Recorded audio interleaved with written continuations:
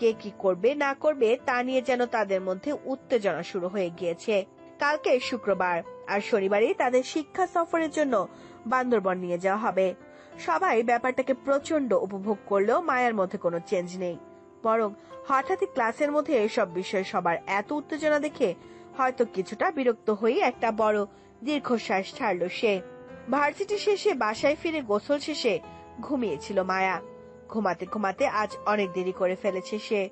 আর যখন চেতন পায় তখন দেখে মাগরিবের আজান দিয়ে দিয়েছে। তাই আর দেরি না করে নামাজটা পড়ে নিয়ে পড়তে বসে পড়ল সে। আর এদিকে তিহান ব্যস্ত গার্লফ্রেন্ডের সাথে কথা বলতে, সাদাব ব্যস্ত পড়াশোনায়, আর সিক্ত তার মোবাইলে ডুবে রয়েছে। আসলে সিক্ত সারাদিন মোবাইলে কিসে ব্যস্ত থাকে এটা আসলে বোঝা মুশকিল, কারণ সে সোশ্যাল মিডিয়ার অ্যাক্টিভ থাকা পছন্দ করে না, আবার কারোর সাথে কোনো চ্যাটও করে না।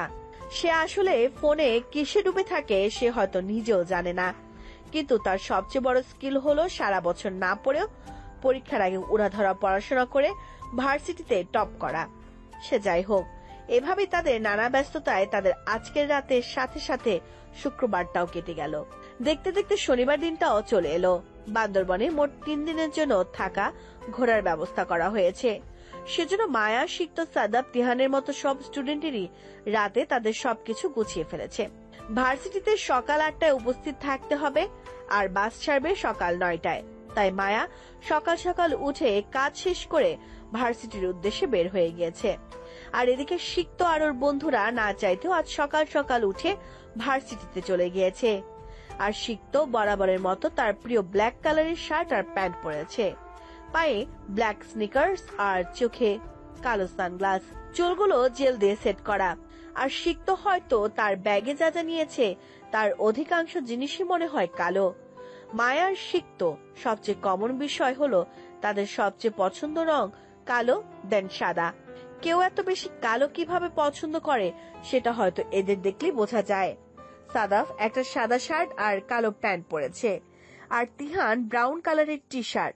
সবকিছু সেট করে প্রত্যেকে তাদের ব্যাগ নিয়ে বাসা থেকে বেরিয়ে ভার্সিটির উদ্দেশ্যে রওনা দিল। গিয়ে দেখলো ভার্সিটি প্রায় সবাই চলে এসেছে। সবাই ভীষণ এক্সাইটেড বান্দরবান যাওয়ার জন্য। সিক্ত আর তার দলবল নিয়ে প্রায় সবকিছু পরিচালনা করছে। শিক্ষা সফরের টিচার্স যাবে হাতে গোনা কয়েকজন মাত্র, তাই বেশিরভাগ কাজ সিক্তদেরই করতে হচ্ছে। সবাইকে সবার বাস আর সিটে ঠিকঠাক ভাবে বসানোর পর সব বাসগুলোই ভর্তি হয়ে গেল। এখন বাজে প্রায় 9টা বেজে 50 মিনিট, আর 10 মিনিট পরে বাস ছাড়বে। মোট 12টি বাস আজ বান্দরবনের উদ্দেশ্যে রওনা দেবে। সবাই প্রচুর এক্সাইটমেন্টে নাচানাচি সাথে গান গাওয়া হই হল্লোড় করছে। ঠিক তখনই সাদাফের খেয়াল হলো মায়াকে এখানে সে একবারও দেখেনি। বিষয়টা সিক্ত মনে মনে খেয়াল রেখেছিল, কারণ তারা দুজনেই বাসা থেকে বের হওয়ার আগে মায়ের বাসার দরজা লক দেখেছিল, যাতে বোঝাই যাচ্ছিল মায়া তাদের আগে ভার্সিটির উদ্দেশ্যে রওনা দিয়েছে। এজন্য তারা ওই ব্যাপারটা ঠিক সেভাবে গুরুত্ব দেয়নি। ভেবেছে মায়া হয়তো কোনো না কোনো বাসে ঠিক উঠেছে, কিন্তু সাদাফের অন্য কিছু মনে হচ্ছিল। তাই সে সব বাস আবার চেক করলো, কিন্তু কোথাও মায়াকে দেখতে পেল না। আজকে শিক্ষা সফরে সবার উপস্থিত থাকা বাধ্যতামূলক ছিল, তবে যার যেতে কোনো সমস্যা থাকবে সে যেন কর্তৃপক্ষের সাথে যোগাযোগ করে।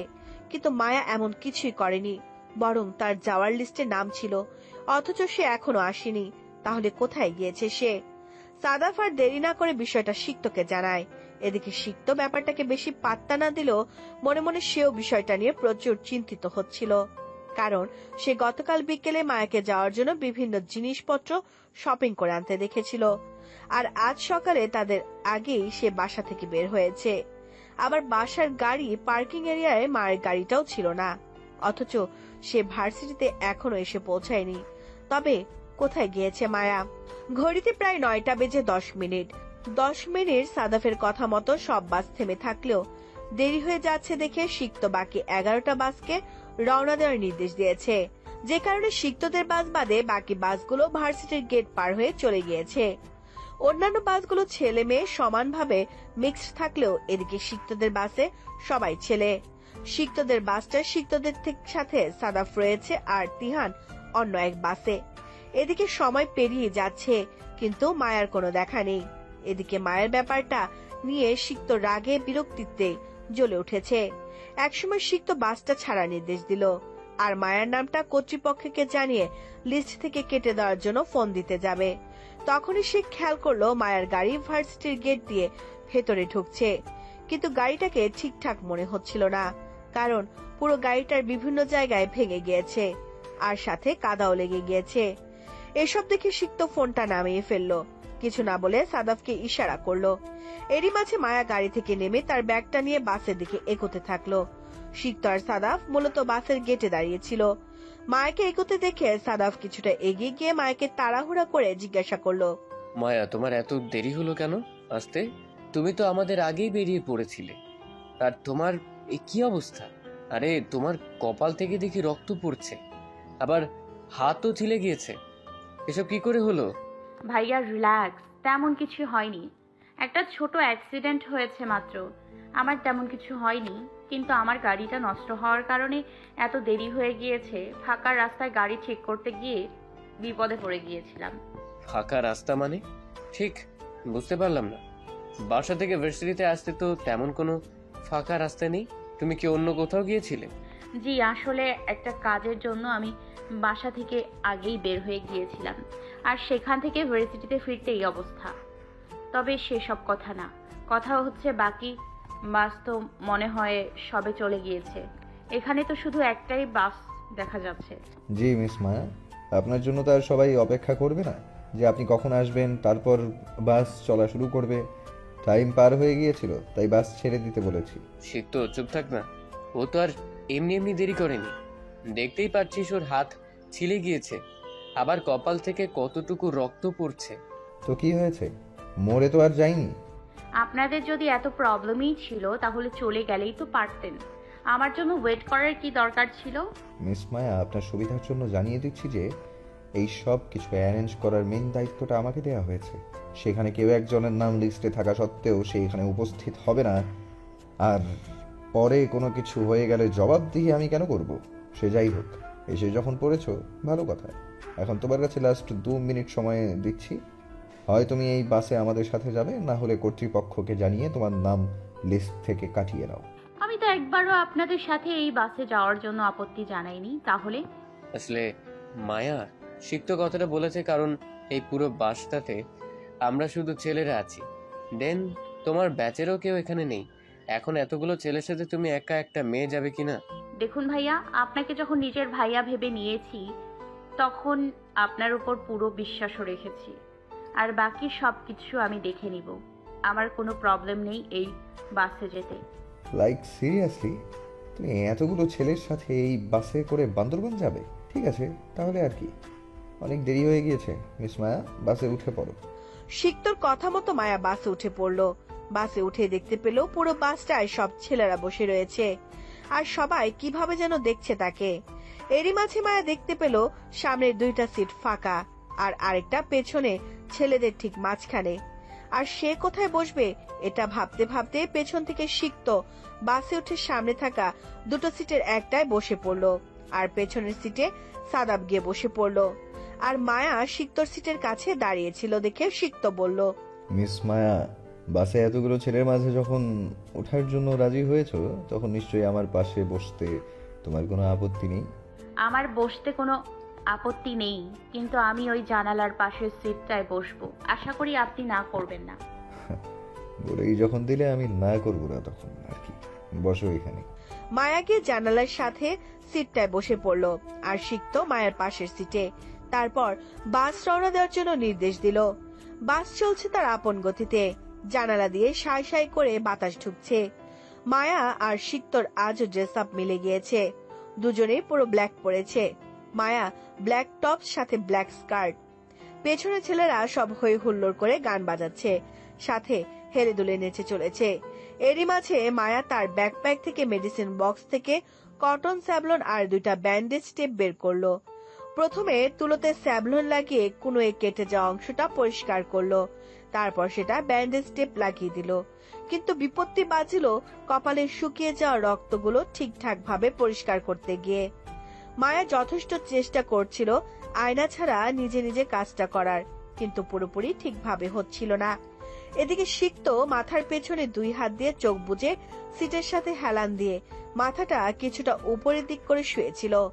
মায়ের কাজকর্মের মাঝে সিক্ত চোখ বুজে থাকা অবস্থায় মায়াকে বলল, এই মিস ব্ল্যাক শ্যাডো, আমি কি তোমার হেল্প করব? মায়া একবার সিক্তর দিকে তাকালো, দেখলো সিক্ত চোখ বন্ধ করে একই অবস্থায় আছে। তখন মায়া বলল, প্রয়োজন নেই, আমি ব্যবস্থা করে নিব। সেটা তো আমিও জানি তুমি কি করবে না করবে, কিন্তু ঠিকঠাক ভাবে কপালের কেটে যাওয়া জায়গা পরিষ্কার না করে ব্যান্ডেজ লাগালে ইনফেকশন হয়ে যাবে। আর তুমি যেখানে যাচ্ছ সেখানে মেডিসিন ডাক্তারের তেমন কোনো সুবিধা পাবে না, এটাই স্বাভাবিক। তখন তোমার চিকিৎসা করতে গিয়েই আমার এখানে ওখানে ছুটতে হবে। তার থেকে ভালো হবে আমি জায়গাটা এখনই ভালো করে পরিষ্কার করে দিচ্ছি। আমার সাথে বসতে যখন পেরেছো, তাহলে আমি তোমার ট্রিটমেন্ট করলে তোমার নিশ্চয়ই কোনো আপত্তি নেই। পুরো কথাটা চোখ বুজে থাকা অবস্থায় বললেও শেষে গিয়ে চোখ খুলে হুট করে মায়ের দিকে তাকালো। এদিকে মায়াও সিক্তর দিকে তাকিয়ে ভাবছিল, এই সিক্ত হঠাৎ এত ভালো হয়ে গেল কিভাবে, যেখানে কিছুক্ষণ আগে সে বলেছিল মায়া মরে তো যায়নি, শুধু চোটই পেয়েছে। আর এসব চিন্তার মাঝে সিক্তর হুট করে তাকানোর ফলে সে অনেকটা ভড়কে যায়। আর কিছুই না বলে সে চোখ নামিয়ে নেয়। তখন সিক্ত বলে, দাও তুলোটা দাও। সিক্ত তুলোটা হাতে নিয়ে তাতে স্যাবলন লাগিয়ে আস্তে আস্তে কপালের কাটা জায়গাটা পরিষ্কার করতে থাকে। তারপর ব্যান্ডেজটা লাগিয়ে দিয়ে হয়ে গিয়েছে বলে আবার আগের মতো চোখ বুজে শুয়ে পড়ে। মায়াও জিনিসগুলো সব ব্যাগে ঢুকিয়ে কানে হেডফোন লাগিয়ে জানালা দিয়ে প্রকৃতি দেখতে দেখতে একসময় চোখ বুজে আসলো, ঘুমিয়ে পড়ে। তখনই আবার সিক্ত চোখ খুলে আর চোখে মায়াকে দেখতে থাকে আর ভাবতে থাকে। মায়াকে যখন ব্যান্ডেজ করে দিচ্ছিল সে একদম স্বাভাবিক ছিল, চোখে মুখে কোনো পরিবর্তনই ছিল না। মেয়েটা যেন কেমন জানি অন্য সব মেয়ের মতন না, সব সময় চুপচাপ থাকে আর মাঝে মাঝে অদ্ভুত ভাবে কথাবার্তা বলে, কেমন যেন রহস্যময়। এসব ভাবতে ভাবতে একসময় সিক্ত ঘুমিয়ে পড়ল। বাসটা ঢাকা ছাড়িয়ে অনেকটা কুমিল্লা পার হয়ে কোন এক গ্রাম এলাকার ভেতরে ঢুকেছে। আশেপাশে সারি সারি গাছ আর সবুজ ধান, সাথে মিষ্টি বাতাস। অনেকক্ষণ নাচ গান করার পর সবাই এখন ক্লান্ত, তাই বাসের অধিকাংশ মানুষই ঘুমিয়ে গিয়েছে। বিকেল হয়ে সন্ধ্যা নামবে, সবাই ঘুম থেকে উঠে গিয়েছে। দুপুরের খাবারে যা আয়োজন করা হয়েছিল তা সবাই খেয়ে নিয়েছে। খাবারের পর সকাল থেকে অনেকক্ষণ বসে থাকতে থাকতে সবাই প্রায় অনেকটা বোরিং ফিল করছে। এ সময় খাবারের পর অনেকের ফ্রেশও হতে হবে। বাসটাও প্রায় বান্দরবনের একটু পাহাড় এলাকার চলে এসেছে। এখানে আশেপাশে কোনো বাড়ি ঘর নেই, কিন্তু খুঁজলে হয়তো দূরে হয়তো কোনো বাড়ি অথবা ছোট গ্রাম পাওয়া যাবে। তখনই ঠিক করা হলো বাসের সবাইকে কিছুক্ষণ ব্রেক দেওয়া হবে। সবাই যেন যার যার কাজ আছে সেটা যেন আশেপাশের ঝোপঝাড়ে সেরে নেয়। এরপর একেবারে ঠিক জায়গায় গিয়ে বাস থামবে, তাই আর পরে কোনো সময় পাবে না। ছেলেরা যেহেতু এসব কাজ করতেই পারবে, কিন্তু মায়া তো আর এটা করতে পারবে না, আর তার তেমন প্রয়োজনও ছিল না। কিন্তু বাসে একটানা বসে থাকতে থাকতে সেও প্রচুর বোরিং হচ্ছিল, সাথে পাও লেগে গিয়েছিল। তাই সে ভাবলো সেও বাস থেকে নেমে আশপাশটা ঘুরে দেখবে, একটু হাঁটাহাঁটি করে নেবে। এটা ভেবে বাসটা একবার দেখে নিল, আর দেখলো বাসের সবাই নিচে নেমে গিয়েছে, কিন্তু সাদাব তার সিটে বসে বসে গভীর ঘুম ঘুমাচ্ছে। আসলে সবাই যখন ঘুমাচ্ছিল তখন সাদাব সজাগ ছিল বাসের সবকিছু দেখে রাখার জন্য, তাই কিছুক্ষণ আগে ক্লান্ত হয়ে আর থাকতে না পেরে ঘুমিয়ে গিয়েছে। এরপর একবার সিক্তকেও খুঁজলো, কিন্তু দেখতে পেলেও সিক্তও নেই। এরপর আর কিছু না ভেবে মায়া বাস থেকে নিচে নেমে পড়ে আর ঘুরে ঘুরে চারপাশটা দেখতে থাকে। বাসটা এখন মূলত বলতে গেলে অনেকটা পাহাড়ের রাস্তার উপর রয়েছে, আর রাস্তার পাশে জঙ্গলও দেখা যাচ্ছে। এদিকে সূর্য ডুবতে শুরু করেছে। এসব দেখতে দেখতে মায়া বাস থেকে অনেকটা পাহাড়ের পেছনের দিকের জঙ্গলের দিকটায় চলে যায়। আকাশের দিকে তাকিয়ে থাকতে থাকতে কি যেন গভীর ভাবনায় ডুবেছিল সে। মায়ের মতো মেয়েও বাসের কথা ভুলে গিয়েছে। এদিকে ব্রেক টাইম অল্প কিছুক্ষণ থাকায় আর সন্ধ্যা হয়ে যাচ্ছিল দেখে বাসে সবাই আবার নিজের জায়গায় গিয়ে বসে পড়ে। এদিকে দেরি হচ্ছিল দেখে বাসও আর দাঁড়ায় না, বাসও চলতে থাকে তার আপন মনে আপন গতিতে।